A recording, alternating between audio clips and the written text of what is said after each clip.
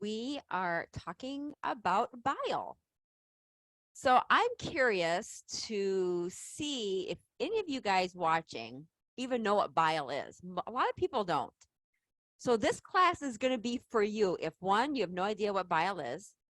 Two is if you've been diagnosed with gallstones or sludgy bile, or you've had your gallbladder removed. This class is going to be really important for you to watch. So again, if you don't know what bile is, you're in the right place because you're going to want to learn and understand what bile is, because this is an important part of your digestion process. Okay, so bile is a soapy substance that's made in your liver and it's stored in your gallbladder, and it helps us with our digestive and detoxification processes. So it's super important. It's a part of our digestion, and we're going to talk all about that tonight. So if your bile is not flowing properly, or if it's thick and sludgy, which many people don't even realize they have that, you're going to have things like IBS or pain or skin issues or things like diarrhea or constipation, blood pressure issues. So we're going to talk about all of that. Okay, so we have to understand bile because, again, bile is a crucial part of your digestion process. Now, if you have a gallbladder, what happens is the liver is what makes bile, and then it goes into the goes through the digestion process, but it goes to the gallbladder where it's stored. The bile is stored in the gallbladder. So if you don't have a gallbladder, your liver still produces bile, but there's no storage tank for it. So the other thing is if you have diabetes or you have fatty liver, that can impact your production of bile also. So you're really going to want to understand kind of the impact of what bile plays in the whole area of digestion and diabetes. Okay, so you first have to understand how digestion works. So digestion starts in the mouth, because as soon as you bite something, right away your senses, they will start sparking your saliva glands, and they'll start creating the digestive juices. The minute you put something in your mouth, the minute your sensory senses start to taste the food, and your taste buds activate, the saliva glands actually start to do their thing, and it actually starts creating the digestive juices. So digestion starts in the mouth. So you eat something, you chew it, and by the way, you should be chewing it really good, okay? But that's why you have teeth. So when you eat, you should be chewing your food very well, and you should be taking your time eating your food and chewing your food. But anyway, you chew it, it goes down the esophagus, and then it goes into your stomach. And the stomach is where your body breaks down the food into, like, basically mush, right? So your stomach acid needs to be so strong, and this is where a lot of you guys are having issues, is you don't have enough stomach acid. By the way, that's why you have heartburn. Okay, but your doctors will never tell you that. You have heartburn because you have low stomach acid, not because you have too much. Doctors tell you you have too much stomach acid. No, you don't have enough stomach acid. That's a whole nother class. I've done a class on it, but you can learn about that and go search for that class. But that's, if you have heartburn, you need to definitely learn about why you have heartburn, and it's not because you don't have medication. So you eat, it goes down the throat, down the esophagus, it goes into your stomach. Once it's in your stomach, then it releases the gallbladder, the bile from the gallbladder. It's just like this automatic, your body just knows how to do it, right? And then bile is released, and then it goes into the duodenum as a substance, and we're going to talk more about this a little bit. And then it goes into the small intestine where you're absorbing your food, and then goes through the large intestine, and then eventually into the colon where you poop it out. So your digestion starts here and it ends when it comes out. So there's a lot that can happen, a lot that can go wrong in that process. Okay, so again, when that food hits your stomach, you should have a lot of stomach acid. Like, your stomach acid should be strong, and there should be a lot of it. Okay, the problem is that most of you don't have enough stomach acid. So bile is a digestive fluid produced by the liver and stored in the gallbladder. bile is released from the gallbladder when it senses acidic food, and then acid that needs to be digested and neutralized. Okay, so again, in the stomach, when your stomach digests that food, your bile is released because the gallbladder senses that this is very acidic. And so what happens is bile is very alkaline, you guys. So bile it's sensed when the acid product comes into the duodenum. Bile is released because bile is alkaline, and it helps to neutralize that stomach acid. So this is one thing I'm just going to throw in real quick. There's different places in the body where your body needs to be alkaline. There's different places where it needs to be acidic. So those of you who have been told that you should drink alkaline water, alkaline water, alkaline water. Well, listen, when you drink alkaline water, where does it go? It goes into your stomach. You don't want to neutralize your stomach. Your stomach needs to be acidic. So I'm not a big fan of alkaline water. I'm a big fan of filtered water, getting rid of the chemicals and all the garbage out of the water. But you don't want to drink alkaline water. There's places in your body that need to be alkaline, but your body knows where that is. And then there's places that your body needs to be very acidic, and that is your stomach. Okay, so when your doctor puts you on antacids or, proton pump inhibitors that are decreasing your liver from making bile, and or when they put you on acids to shut down the production of acid in your stomach, not good. Not good. It's just going to make your heartburn worse. But anyway, again, whole different class. Okay, so when that alkaline bile meets the stomach acid, which is right here in the duodenum, right when it meets, okay, then it creates this fizz. And this fizz is what emulsifies and breaks down and makes that chyme. It's called chyme once it's digested. And it goes into duodenum, and then that neutral alkaline bile is what goes to the duodenum into intestines, because you don't want acidic product going into your intestines. You can remember this, you guys. Think about this. Your stomach acid has to be so acidic. So your stomach is designed. There's a lining of your stomach. Your stomach is designed to be able to hold very acidic product, very acidic. Hydrochloric acid is called. Your stomach is designed for it. Your small intestine is not. So if you don't have a gallbladder, you don't have good bile, and that bile is not coming in and neutralizing that really acidic chyme that's coming into the duodenum and going into the small intestine. If it's super acidic, that is going to eat up your intestines, which is why a lot of people have IBS and leaky gut and all of this stuff, because they don't have a good bile production. Okay. The other thing is our bodies are so smart. Like if it's too acidic, what happens then? The body will try to get a lot of water to the intestine, which is then what causes diarrhea in a lot of instances, right? So our bodies are just so smart. But again, in that process, sometimes things get all messed up based on what we are doing, what we're eating and things like that. Okay, so let me continue. So bile, again, is like a detergent. It breaks down fats. It aids in the absorption of nutrients. So if you don't have bile production, or you don't have enough bile, or you don't have a gallbladder, chances are you're not breaking down fats very well, and you're not absorbing nutrition, which is a problem. It's a problem, especially if you have diabetes, or especially if you're having issues losing weight, or you're having fatigue. I mean, there's so many symptoms of malabsorption. So anyway, that's just one reason why you could not be absorbing nutrition, is because you're not making enough bile, and or your body is not producing it.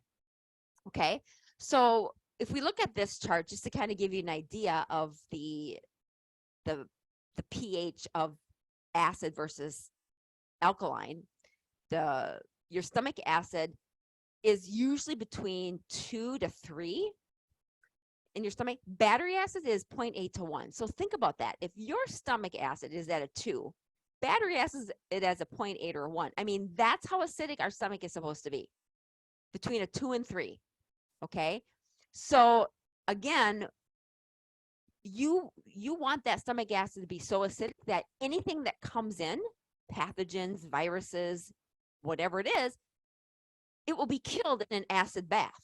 That's why so many, if you are getting sick all the time, if you're getting viruses all the time, chances are you don't have enough stomach acid because you're not killing that stuff off. That's what part of what the stomach acid is for. It's your first line of defense. It's your first line of defense in your immune system.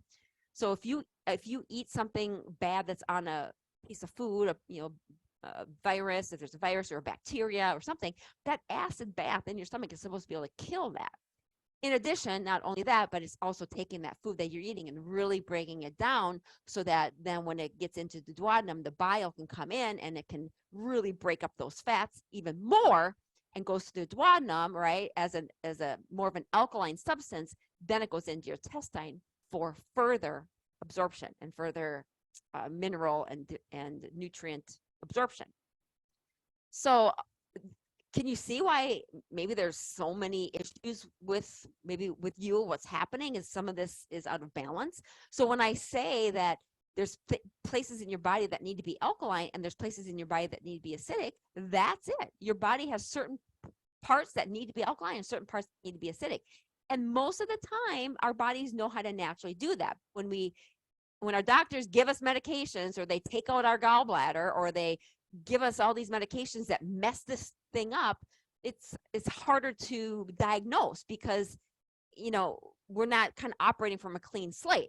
So it's just sometimes some of these things are a little bit more tricky to fix because of the complications that we might have due to doctors messing it up. Okay. So again, the importance of bile is it helps us digest fats and it helps with the detoxification process. So our toxins in our body, because all the toxins, everything goes through the liver, right? And here's the beautiful thing is our bodies are so smart.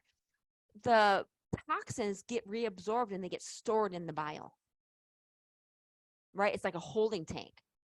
So toxins get stored in fat cells and get stored in bile, and bile is recycled.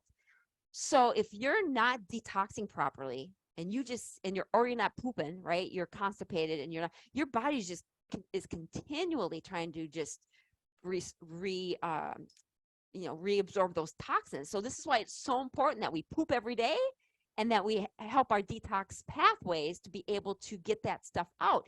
And bile is a part of the detoxification process. So if you're constipated or have diarrhea, those are indications that there is something wrong with your digestion and your detox pathways are not working as they should. Okay, so here are some of the signs of poor bile flow. Keep in mind that these signs are just possible markers. Okay, so if bile is not flowing correctly, you can diagnose this, but what I'm going to share with you tonight are very diagnostic. So you have to remember that you might be experiencing maybe 1 or 2. I think I have 8 or 9 I'm going to share with you tonight. So for some of you, you might have a lot of them. For some of you, you might just have 1 or 2. And so again, these are just things to consider, and you have to be able to understand your body enough to know what you're doing to be able to say, hey, this is a possibility of what could be happening. So here are the signs, a few signs of poor bile flow. Number 1, chronic stool issues, like I've kind of already touched on, is diarrhea and constipation. If you have a loose stool, it's often the problem with bile flow. Okay, so diarrhea.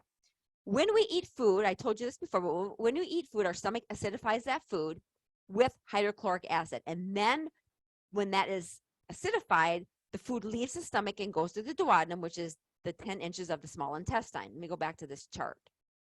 Okay, so it's the first 10 inches of the duodenum, okay, which is the first 10 inches of the small intestine. Then when the gallbladder squirts the bile, which is very alkaline, it helps to neutralize those acids so that the stomach can hold onto those acids and not go into the intestinal tract as acidic. So when that acidic product leaves the stomach, it has to be neutralized by the bile, okay? If it wasn't neutralized by the bile and it went into the small intestine, it could burn a hole right through the intestine. This is why there's certain places in your body that need to be alkaline. There's certain places that need to be acidic. Okay, so if it does stay acidic, let's just say you don't have a gallbladder or you have sludgy bile and you're not producing a lot of this bile, what happens, and the reason why you might have diarrhea is for this reason, because if it's super acidic, your body's going to send a lot of water to that area to try to cool off that acid. So it brings a lot of water to the colon, which is why you have diarrhea. Okay, so if you have chronic diarrhea, this could be one of the reasons why. Okay, so often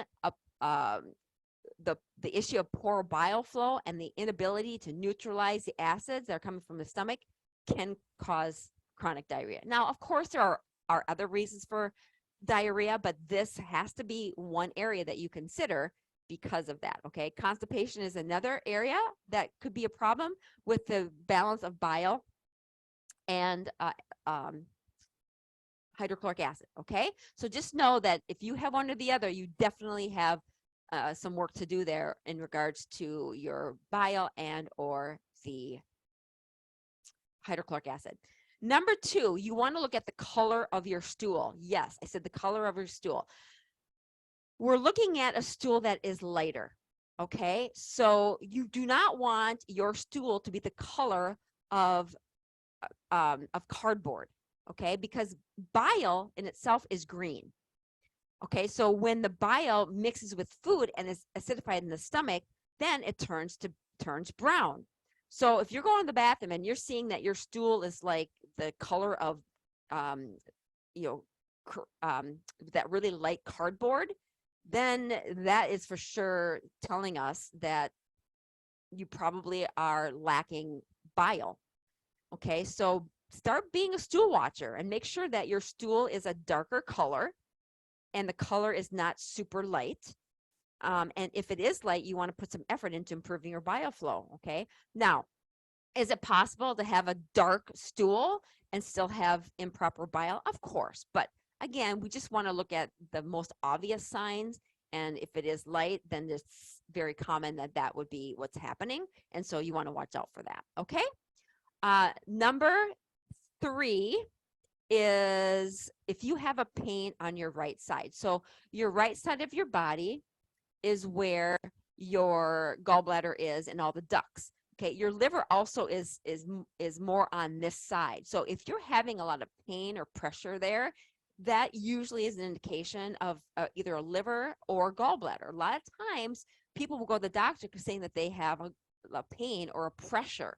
And that could be because that gallbladder is getting full because the bile is so thick and sticky, and it's trying to store that, and it's developing stones in there. Okay, so if you've had your gallbladder removed because of stones, that's why. But here's what I want to say is if you've been diagnosed with some stones, there's ways that you can start to improve your bile flow and start to break up those stones naturally without getting your gallbladder out. Okay, so sometimes though, if the gallbladder is just way too full and you've got way too many and you keep getting gallstones, sometimes it's too late. But I always coach my clients to say, listen, if your doctor has diagnosed you with having a few stones or you have a sludgy bile, do not get surgery unless you try some of these things first, because you do, as you can see, you do need your gallbladder. It's a very important part of their digestion process. And when you remove that gallbladder, that storage tank for bile, it causes a lot of problems. Okay, so that's number 3, just that kind of that pain or that pressure on the right side. Number 4 is acne or skin issues. So a lot of these fats are not being absorbed or digested correctly, and so the body will try to push them out through the pores. So those undigested fats can block the pores and then create acne or other skin rashes or skin irritations or skin problems. So of course there are other factors that can be pushed out through the skin other than like toxins and filth and junk. But if there's too much in the system, a lot of times that can lead right back to poor bile flow and the inability for the liver to filter out toxins, and those toxins get removed out through your stool, okay? But if these are backed up and you get poor bile flow, your body's going to try to push them out through the skin, okay? Number 5, high blood pressure or low blood pressure. Now listen to me. This is going to kind of rock your world a little bit, but our blood pressure, or our blood, is made up of things like proteins, minerals, glucose, and filth and junk. And a lot of times when you have high blood pressure, it's just a situation. Let me go to the high blood pressure first. It's just an indication that there's too much filth and junk thickening up the blood, causing the body to need more pressure to push that thick blood through the system. Okay, so just like we talk about how the body can get filth and toxins, you know, in the bile, they can accumulate into the bloodstream, and then it thickens the blood, and then it raises the blood pressure. So when we get the bile flowing correctly, the toxins will be taken out, and the blood maybe won't get so filthy or so thick, and then the blood pressure can sometimes come down very naturally. Okay, so a lot of times I will see women who, once they get on a good eating program and they start to work on, you know, getting those toxins out, and they work on their gallbladder, their blood pressure naturally just comes down. So that is something that you want to consider. Also, another can be low blood pressure. And just like we talked about high blood pressure, low blood pressure can be caused because if your blood pressure is too low, what that means is you have a mineral deficiency. So if somebody is bragging, oh my gosh, my blood pressure is 90/60, this is nothing to brag about, sister, because what that's telling us is that you are not absorbing nutrition. You're not absorbing minerals, okay? So anything that is 112 systolic, so systolic is the top number, diastolic is the bottom number. Any blood pressure that is 112 or under, that is not good. That is indicating that you have a mineral deficiency. So what happens and how it works is that when the food is acidified in the stomach and it leaves the stomach, the bile squirts down from the gallbladder and alkalizes the acidic product. Now what happens is when those two products meet with that fizz, remember this graphic here? Let me go back. When the bile and the acidic product meet, it creates this fizz.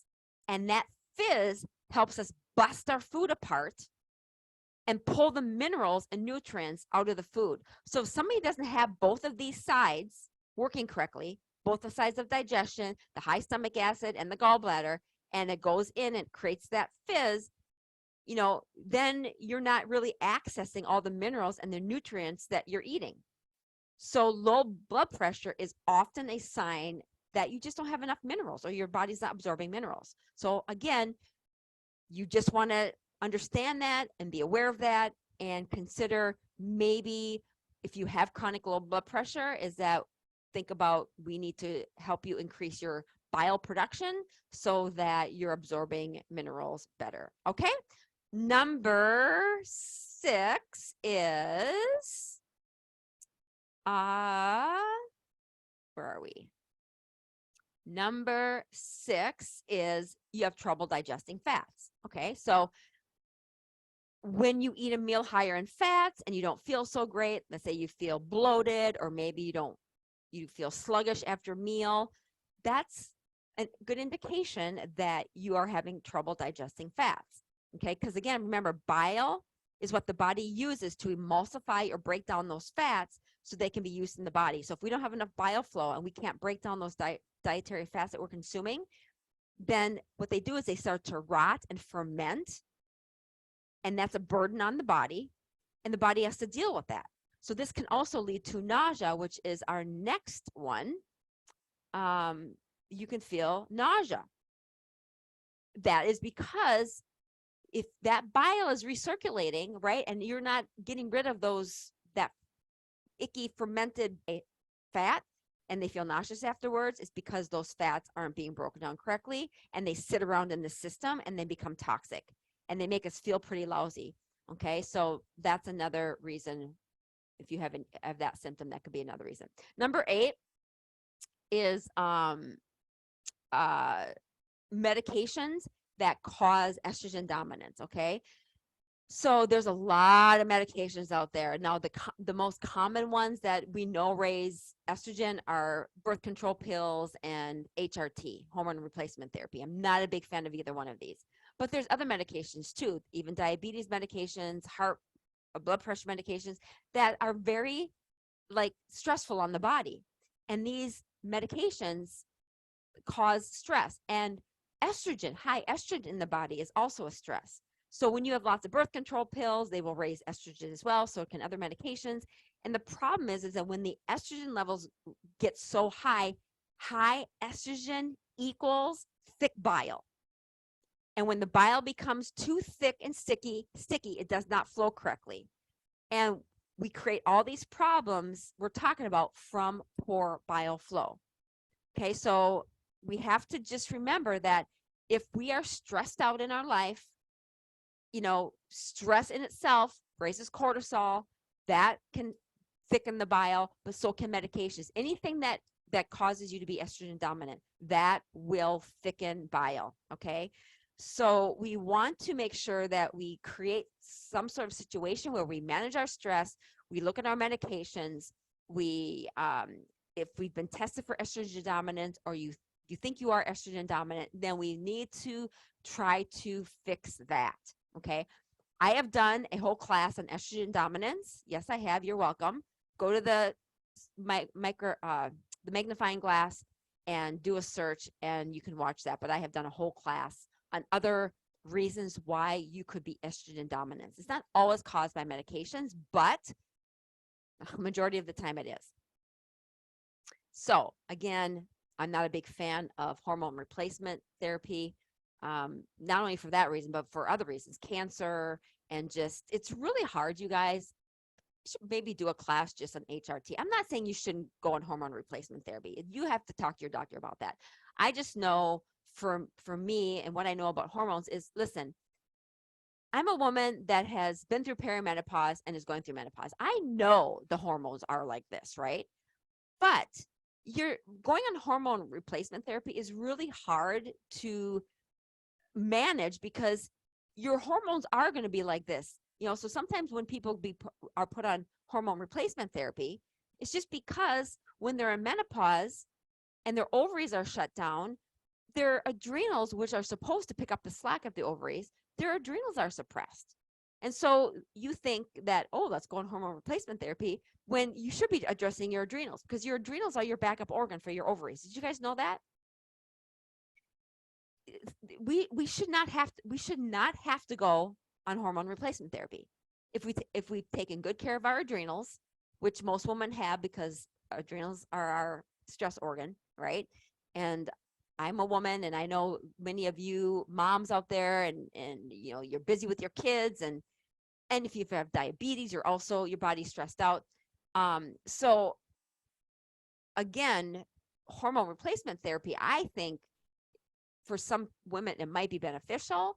You might feel relief, but it's causing other areas in your body to shut down, and can pose other problems like cancer and estrogen dominance and weight gain. And okay, but I'm not saying you shouldn't go on hormone replacement therapy. Work with your doctor. I'm saying if you become a client of mine, or if you guys are a client of mine, you want to talk with me about it, there's some other things you can do to increase your own hormone production other than hormone replacement therapy. And what I'm telling you is that through your diet and nutrition and building up your adrenals, that's the process. That's what I will help you do. Okay. Again, I digress, off on a tangent, but maybe I'll do a class on that. I think that might be interesting for some of you to kind of hear my opinion about that.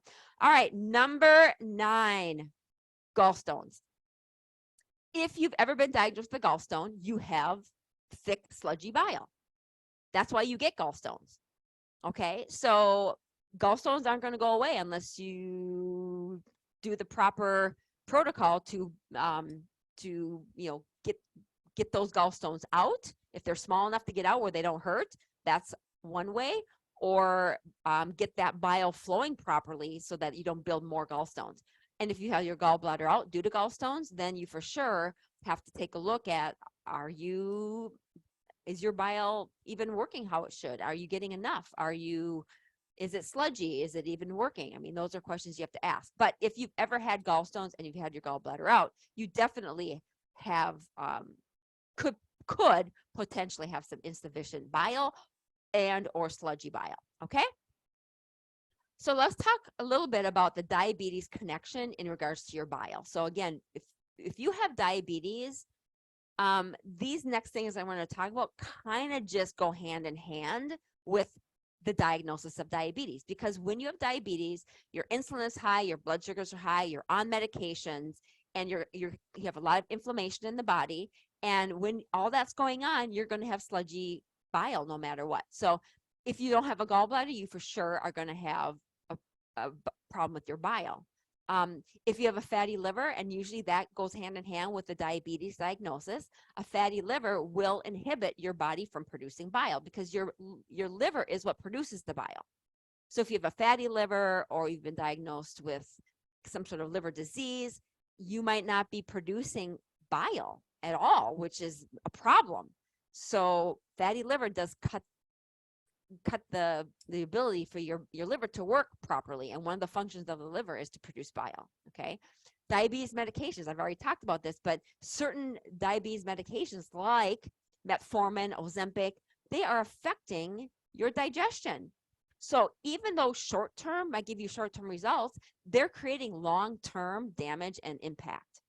Okay. So all these kind of diabetes medications might be fixing a temporary symptom up front, but they're creating long-term problems on the back end.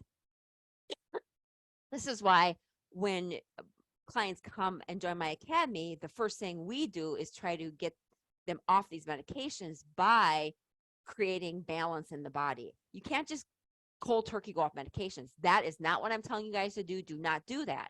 What I'm saying is you have to understand that the medications are partly affecting your digestion and your bile flow.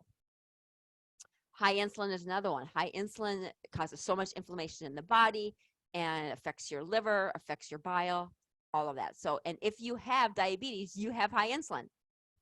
You just do it. You can't have low insulin and diabetes. It doesn't work that way.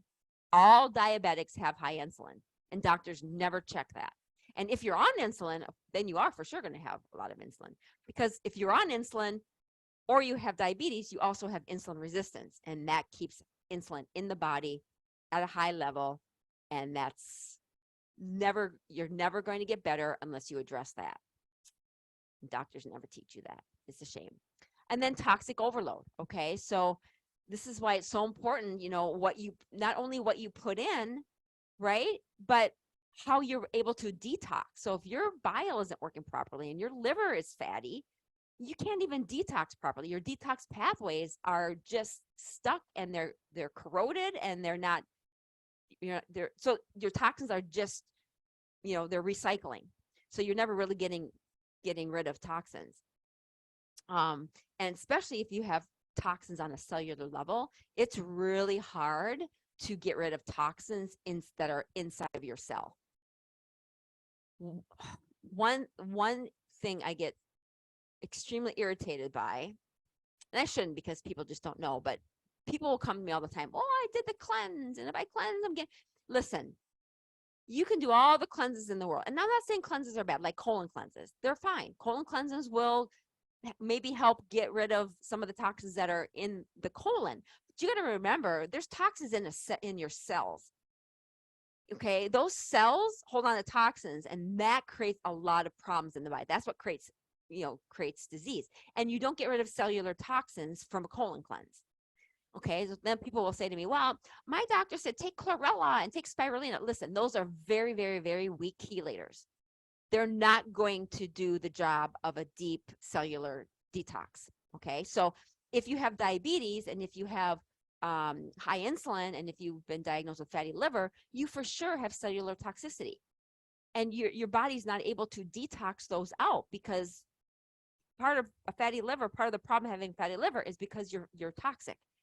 So I am also a cellular detox specialist, and I have a program that addresses just that, but I don't even let anybody do that program until they've done my academy program, because there's so much prep work you have to do before you even get to the point where you do a cellular detox. So I want to encourage all of you, please, please, please, if you are having issues with toxicity and you know it, or even if you don't know it,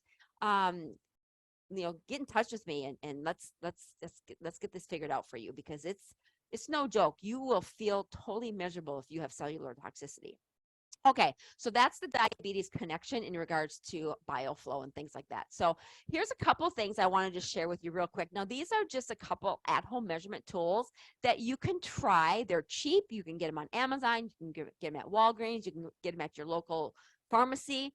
But these are just a couple tests that you can get that will help you to determine if you could have some bile insufficiencies, okay? The first one I want to talk about is the saliva strips, okay?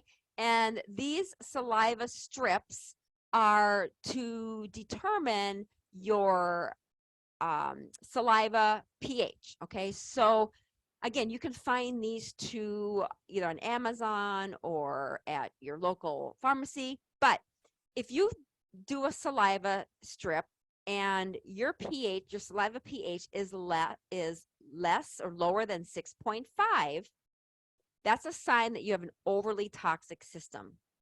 Okay? So, and that is most commonly due to your bile flow not correctly flowing and the ability to be able to remove all those toxins. So that's one test. There's another one called a urinalysis. And a lot of times your doctors will do this test, but you can do it yourself. And we look for different things. But if you get a 10 parameter urinalysis dipstick, you can find these on Amazon also. If you test your urine or you pee in a cup and you dip it in there or whatever, you can coordinate the color chart of the urine to the list. And if you see that your urobilinogen or your bilirubin is out of normal ranges, that's a strong sign that your bile flow isn't flowing correctly. Okay, so again, these are two very, very cheap things that you can buy that just are, again, strong indicators. Now, is this the only test that's going to show that? No, of course not. But it's one tool that you could start with that say, hey, if you get these saliva tests and you take it, and by the way, you should always do it never in the morning, never fasted, never, always 2 hours after a meal and all of that. But again, if it's 6.5 or lower, it's a strong indication that you're overly toxic. Or if you get these strips and you see your urobilinogen or your bilirubin in above normal ranges, that's a strong indication that your bile flow is not flowing correctly. Okay, so I'm going to wrap it up. I hope this was helpful for you guys. But I also just want to say that it's never just one thing. So please hear me. I gave you a few indicators tonight of what could possibly be happening with your digestion and with bile flow. But remember, you might have one, but not the other. It's never just one thing. Sometimes it might be a few different things. The example is the high and the low blood pressure, right? It's like sometimes it's just not just bile. It could be you have a mineral deficiency. It could be that you are toxic. It could be that you are not getting enough exercise. I mean, you know what I'm saying? So you have to look at all of this and just kind of use it as information, as a starting point of what the strong indications could be. Okay. And remember, when you go to your doctor, here's what your doctors are good at. Please hear me. Your doctors are amazing at diagnosing, running labs,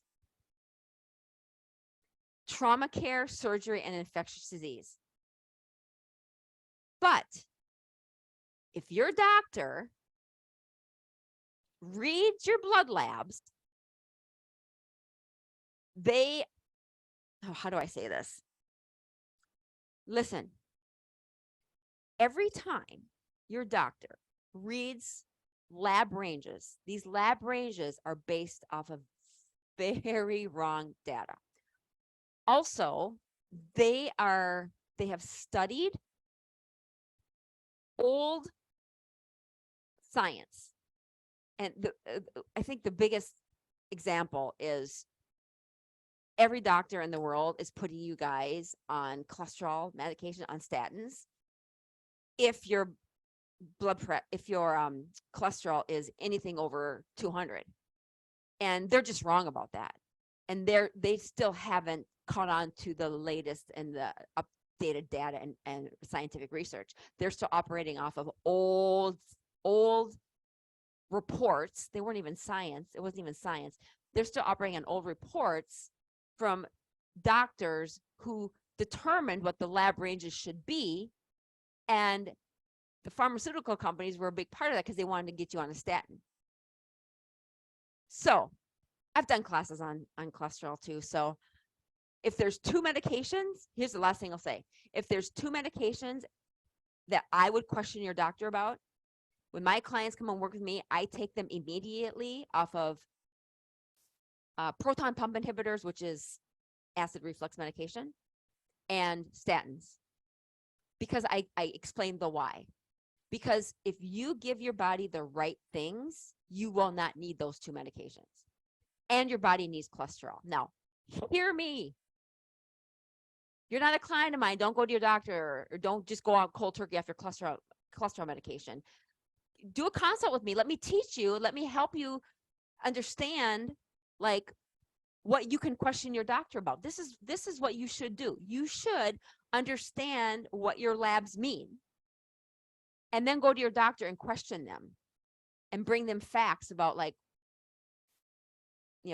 if I know that my body makes 3,000 milligrams of cholesterol a day and my cholesterol is this, why do I need a statin?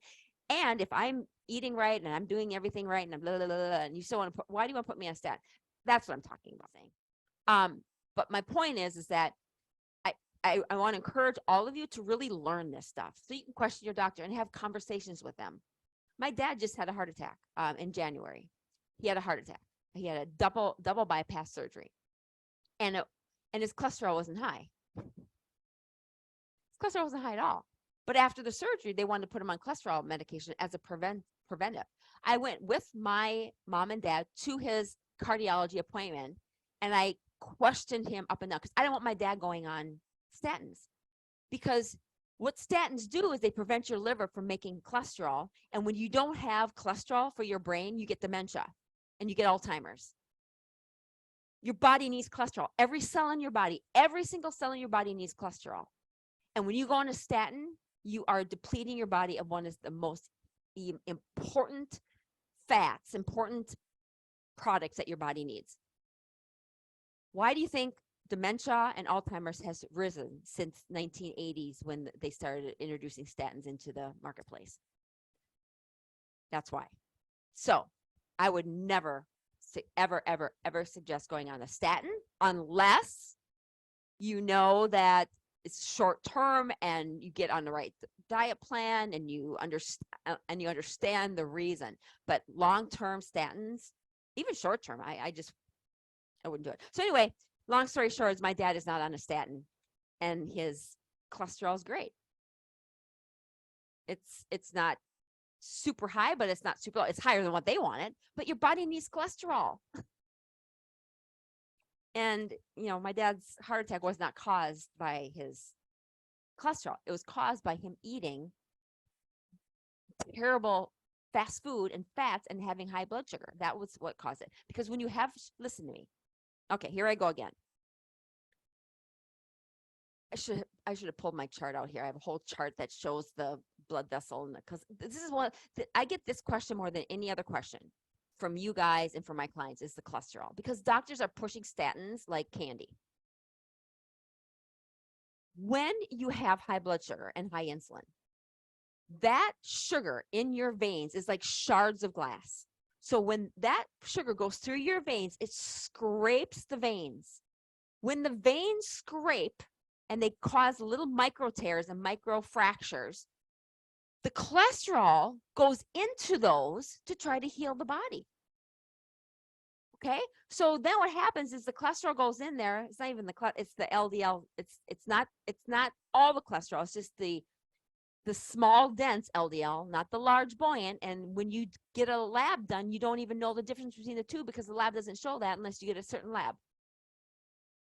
So the body's very smart. It tries to heal that inflammation by attaching to that wall, and that's what causes the closure.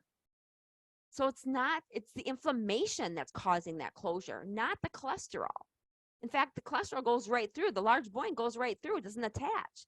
What causes the heart attack is the plaquing caused by the inflammation breaks off, causing an emboli. The emboli goes to the bloodstream, goes to either the brain or the heart for a heart attack.